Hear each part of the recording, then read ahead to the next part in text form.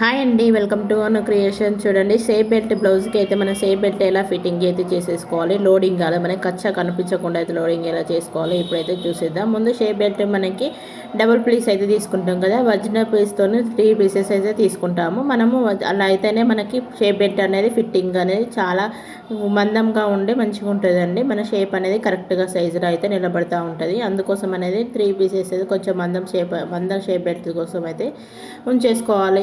అందుకోసం అనేది ఇప్పుడైతే నేనైతే 3 పీసెస్ తీసేసుకున్నాను. ఇప్పుడైతే మనం లోడింగ్ అనేది తీసేసుకోవాలి. ఇలా మన లైనింగ్ క్లాత్ని ఇలా మనకి ఒక సైడ్గా ఉండే ఒరిజినల్ క్లాత్ని ఒక సైడ్కి పెట్టేసి ఇట్లా మనకి కుట్ట అనేది వేసేసుకోవాలి.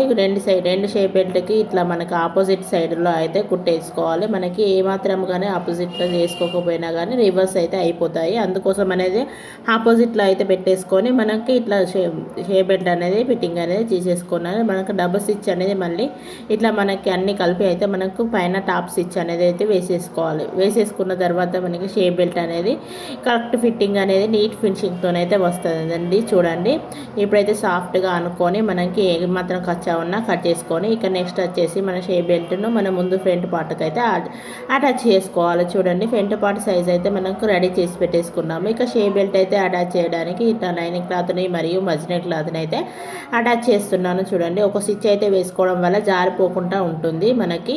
చూడండి, ఇప్పుడు మనకు షేప్ బెల్ట్ అటాచ్ చేయడానికి కటింగ్ అయితే మొత్తం ఖర్చు అయితే కట్ చేసేసుకున్నాను. ఇక నెక్స్ట్ వచ్చేసి మనకి 1/2 ఇంచ్తోనైతే మనం మార్కింగ్ వేసుకొని ఇలా స్టిచ్చింగ్ అయితే చేసేసుకున్నామంటే మనకి షేప్ బెల్ట్ అనేది కరెక్ట్ సైజులో వస్తుంది. మనకి ఎంత సైజులో కావాలనుకుంటే మనకి అంత సైజులోనే కట్ చేసుకొని కొన్ని బ్లౌజులకి ఎక్కువ తీసుకుంటారు షేప్ బెల్ట్, కొన్ని బ్లౌజులకి తక్కువ తీసుకుంటారు. చెస్ట్ ఉన్న వాళ్ళకి కొంచెం షేప్ బెల్ట్ అనేది ఎక్కువ తీసుకోవడం వల్ల చాలా బాగుంటుంది.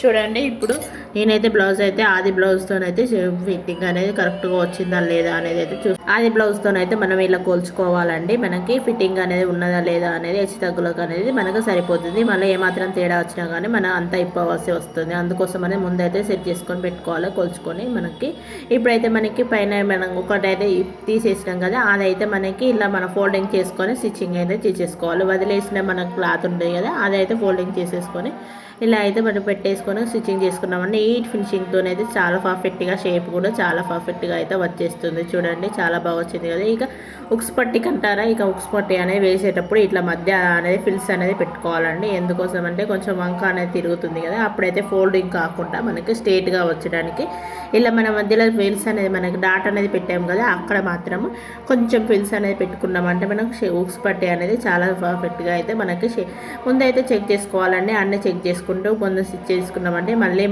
ఇవ్వవలసిన మనకి హెచ్చు తగ్గులు రాకుండా ఉంటాయండి. చూడండి, ఇప్పుడైతే నేనైతే ఉక్స్ పట్టిక అయితే చూడండి కుట్టేశాను. ఇక షేప్ బెల్ట్ అనేది ఇలా అయితే స్టిచ్ చేయడం వల్ల మనకు నీట్ ఫినిషింగ్తోనే లోపల సైజు కూడా కచ్చా కనిపించకుండా బోటిక్లో కుట్టినట్టుగా అనేది వస్తుంది. చూడండి, చాలా బాగా వస్తుంది మీకు. చూడండి, బాయ్ ఫ్రెండ్స్.